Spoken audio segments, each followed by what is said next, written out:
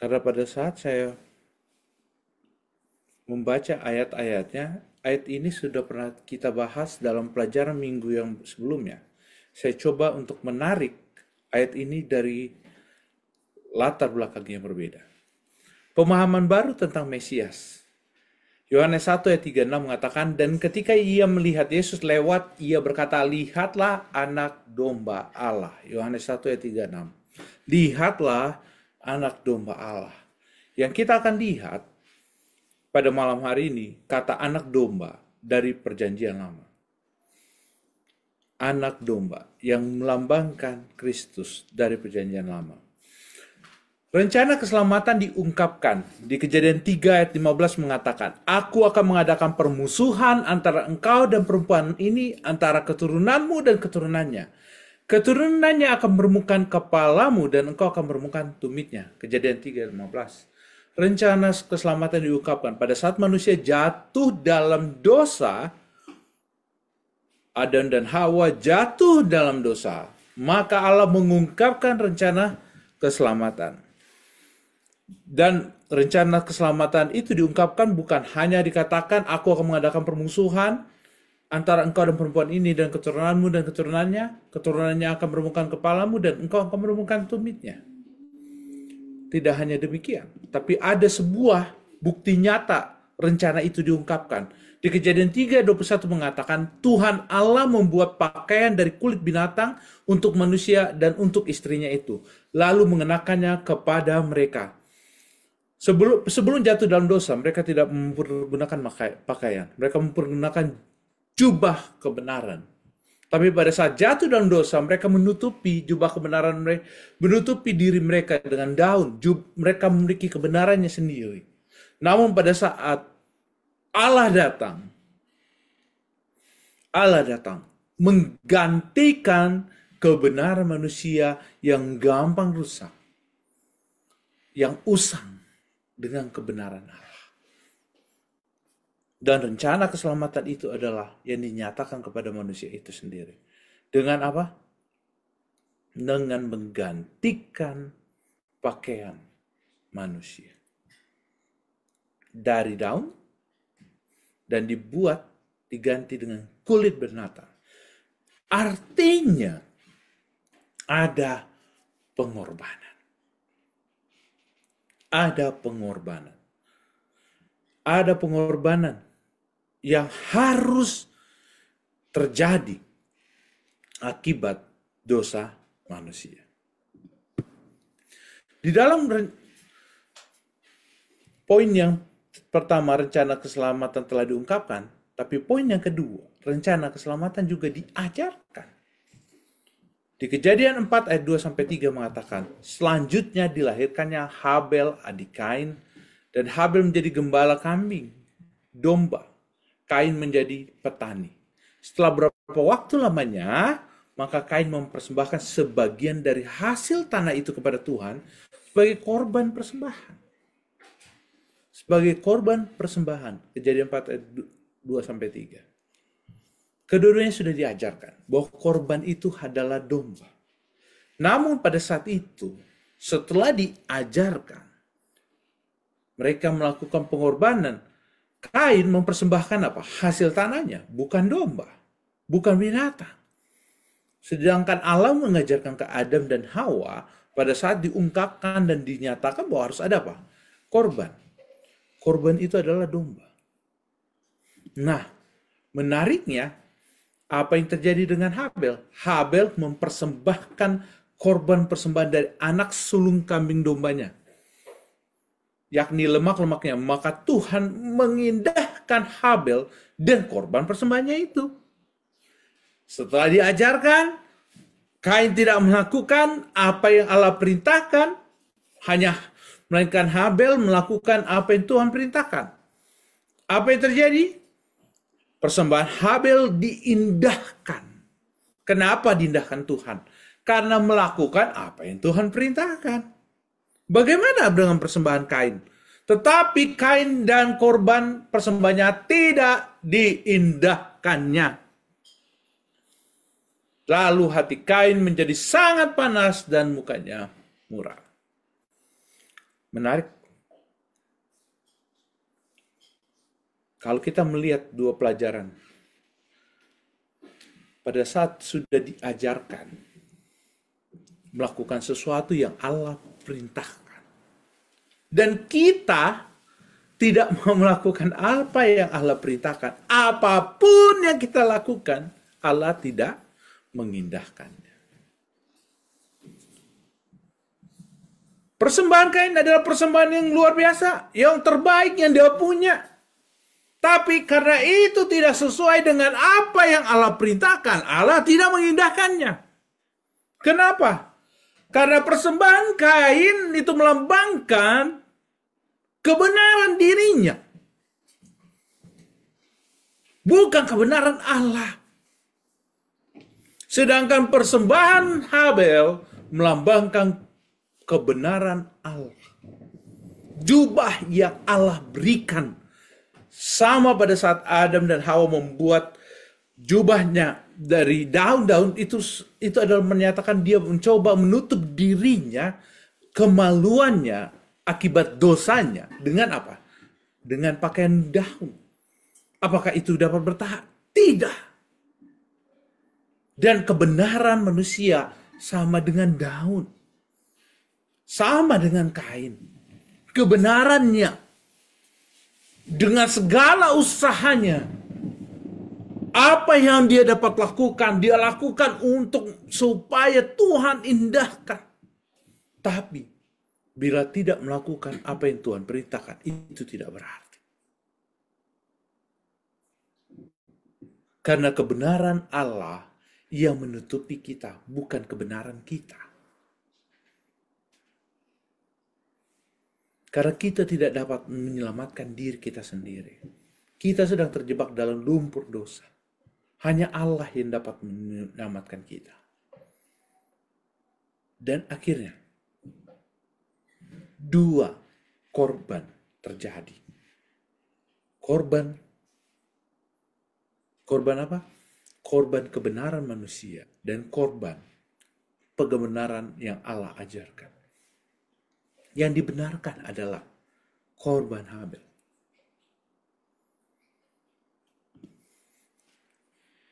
Setelah diajarkan, rencana keselamatan itu diilustrasikan.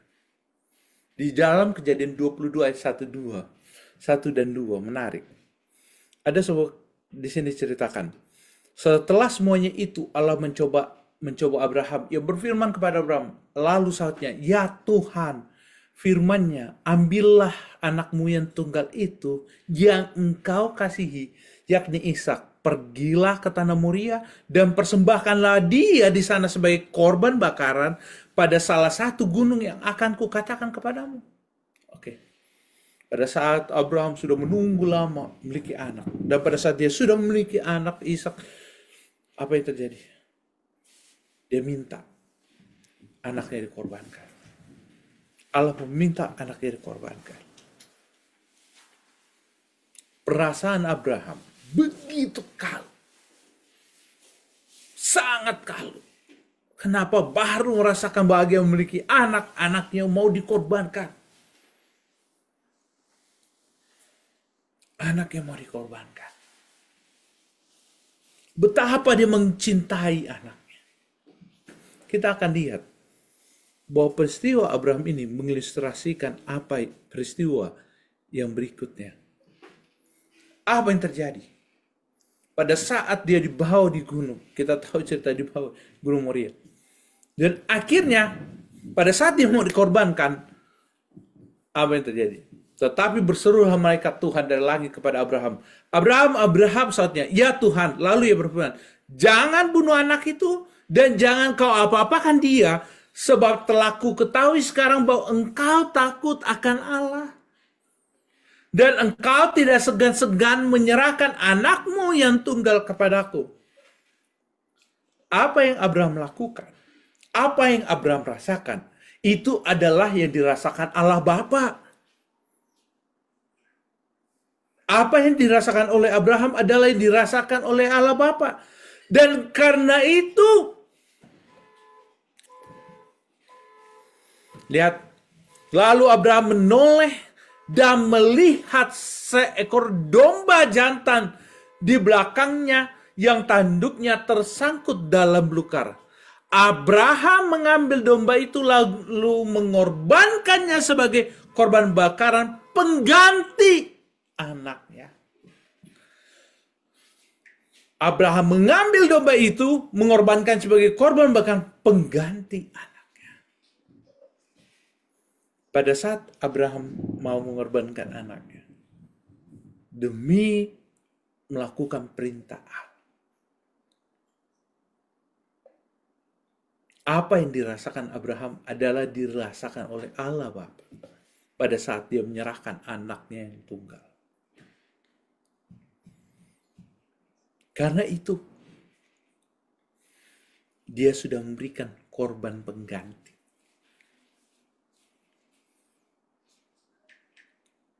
Korban penggantinya adalah domba pada saat itu. Tapi, korban pengganti sesungguhnya adalah Yesus Kristus. Pada saat Bapa di surga menyerahkan anaknya, melepaskan anaknya untuk turun ke dunia ini, menjadi manusia. Dan pada saat mati di kayu salib, hati Bapa terluka, sakit. Apa yang Abraham rasakan, Bapa surgawi kita rasakan. Namun, korban pengganti harus ada. Karena apa? Karena dosa-dosa kita. Korban pengganti harus ada. Yaitu Yesus Kristus.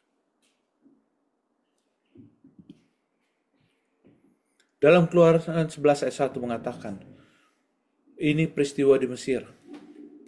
Berfirmanlah Tuhan kepada Musa, aku akan mendatangkan satu tulah lagi atas Firaun dan atas Mesir. Sesudah itu ia akan membiarkan kamu pergi dari sini. Apabila ia membiarkan kamu pergi, ia benar-benar mengusir kamu dari sini. Pada saat tulah yang terakhir, sebelumnya Musa katakan, aku akan mendatangkan tulah terakhir. Nah, dia akan mengusir kalian dari apa? Mesir. Karena tulah itu. Namun menarik, di Keluaran 11 ayat 5 mengatakan, maka tiap anak-anak sulung di tanah Mesir akan mati dari anak sulung Firaun yang duduk di tatanya sampai ke anak sulung budak perempuan yang menghadapi batu kilangan, juga segala anak sulung hewan. Tapi bagi orang Israel ada korban pengganti. Karena mereka juga ada di Mesir. Ada korban pengganti. Korban penggantinya adalah, lalu Musa memanggil semua tua-tua Israel serta berkata kepada mereka, pergilah, ambillah kambing domba untuk kaummu dan sembelihlah anak domba Paskah. Kemudian kamu harus mengambil seikat hisop dan mencelupkan dalam darah yang ada dalam sebuah pasu, dan darah itu harus kamu sapukan pada ambang atas pada kedua tiang pintu. Seorang pun dari kamu tidak boleh keluar pintu rumahnya sampai pagi, dan Tuhan akan menjalani Mesir untuk menulahinya. Apabila ia melihat darah pada ambang atas dan pada kedua tiang pintu itu, maka Tuhan akan melewati pintu itu dan tidak membiarkan pemusnah masuk ke dalam rumahmu untuk menulahi. Jadi, sebelum orang Israel dilepaskan, sebelum semuanya orang Israel dilepaskan dari tanah Mesir, ada korban pengganti untuk orang Israel, yaitu kambing domba. Korban pengganti. Semestinya seluruh anak Israel, anak sulung Israel pun binasa bila tulah itu lewat. Tapi bila mereka melakukan korban pengganti,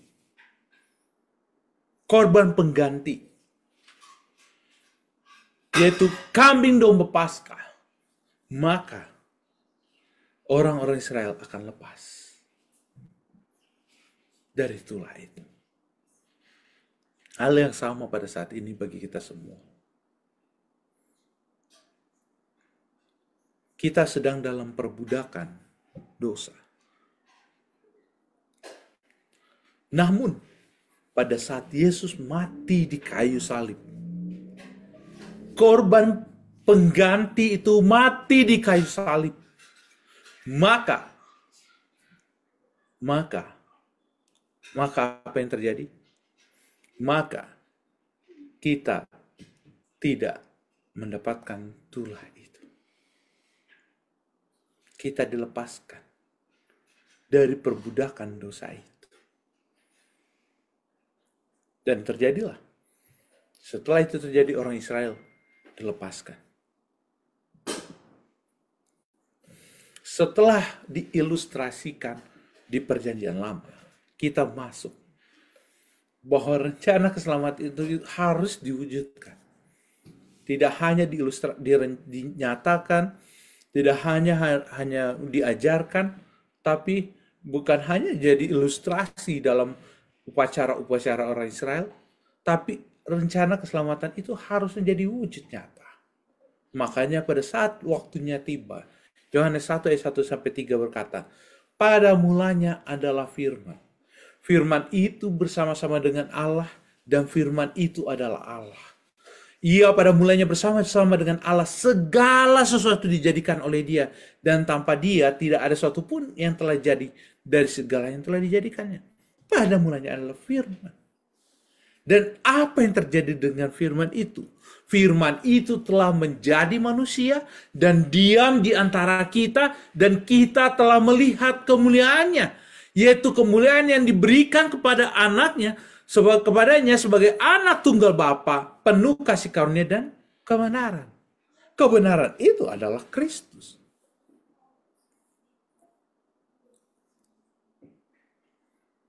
Dan kasih karunia adalah kematiannya di kayu salib. Karena Dia adalah korban pengganti bagi saya dan saudara.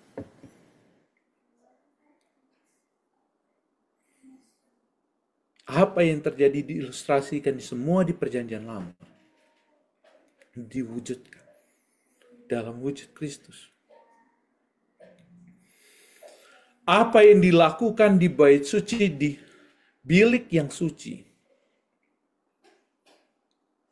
itu dilakukan oleh Yesus sampai di kayu salib. Karena wujudnya adalah Kristus.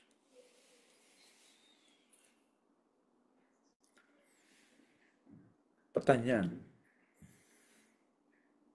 kita akan melihat Yohanes 3:16 ini dari apa yang terjadi di Perjanjian Lama. Kita ingat, korban pengganti pertama diadakan di Taman Eden. Pada saat manusia jatuh di dalam dosa, mereka menyatakan bahwa dia tidak memiliki baju kebenaran lagi. Mereka coba menutupinya dengan jubah kebenaran mereka, dengan daun, dilambangkan dengan daun-daunan yang gampang rusak. Kita tahu sekarang adalah musimnya gugur. Pada saat kalau daun itu kita jahit, mungkin dapat menjadi sebuah baju. Tapi apakah dapat bertahan? Tidak. Apakah dapat melindungi kita? Tidak. Karena itu Tuhan menggantinya dengan pakaian dari kulit binatang. Artinya ada korban di sana. Pada saat Kain dan Habel sudah diajarkan melakukan korban, tapi pada saat Kain mempergunakan segalanya sesuai dengan kebenarannya, bukan kebenaran Allah. Dengan mempergunakan apa yang dia punya, apa yang dia usahakan, sehingga korbannya tak diindahkan Allah. Karena kebenaran manusia tidak dapat menyelamatkan manusia itu sendiri. Maka korban pengganti yang yang diberikan oleh Habel diindahkan oleh Allah. Pada saat Abraham mau mempersembahkan Ishak karena Allah yang memintanya, sakit hati bapaknya. Sakit hati Abraham adalah sakit hati Bapa di surga. Karena dia akan kehilangan anaknya yang tunggal. Lihat, kita dapat bisa melihat betapa besar kasih Allah kepada kita. Di dalam Yohanes 3:16 katakan, karena begitu besar kasih Allah akan dunia ini sehingga ia telah mengaruniakan anaknya yang tunggal. Abraham sudah lama menunggu untuk memiliki apa? Anak yang dijanjikan.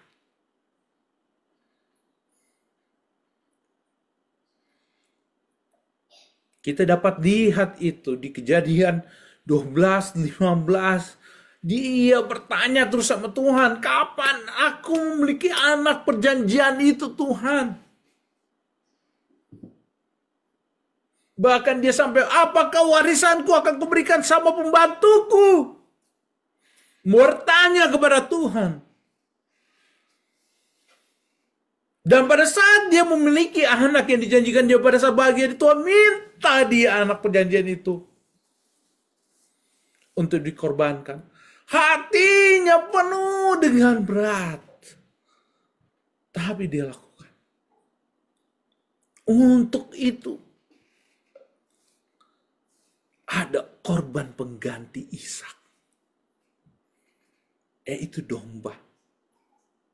Melambangkan bahwa satu saat nanti ada korban pengganti, yaitu Yesus Kristus. Karena begitu besar kasih Allah akan dunia ini, sehingga ia mengaruniakan anaknya yang tunggal. Karena begitu besar kasih Allah akan dunia ini, dia karuniakan anaknya yang tunggal. Hatinya sakit pada saat anak itu harus mati demi saya dan saudara. Kita dapat melihat betapa besarnya kasih Bapa itu. Kita dapat bisa lihat dari bagaimana Abraham mengasihi Ishak.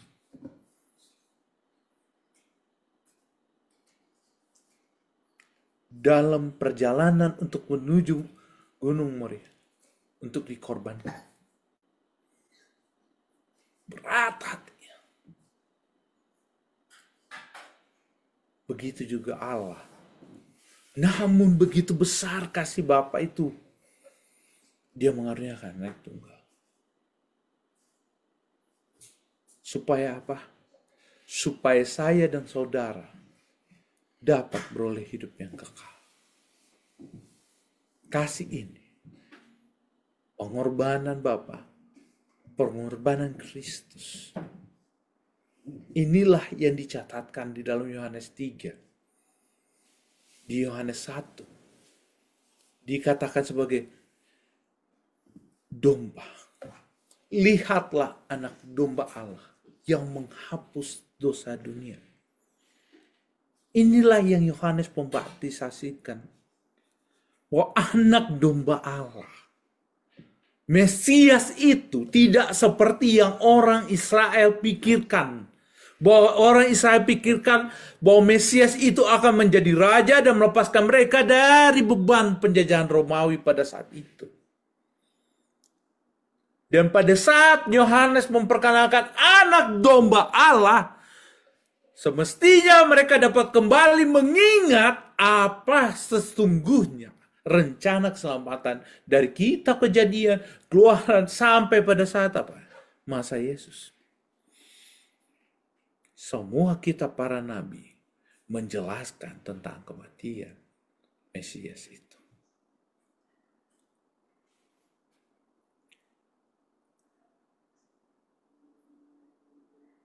Nah, Pelajaran apa yang kita akan ambil pada malam hari ini? Sesuatu yang sangat-sangat penting. Betapa besar Allah mengasihi kita. Dan kata anak domba Allah adalah kelengkapan, kesempurnaan dari apa yang Allah sudah katakan dari perjanjian lama dan diwujudkan dalam wujud Yesus Kristus. Dan pada saat dia mati di Kalvari, itulah pemenuhan seluruh perjanjian yang Tuhan telah janjikan. Anak domba Allah yang menghapus dosa dunia.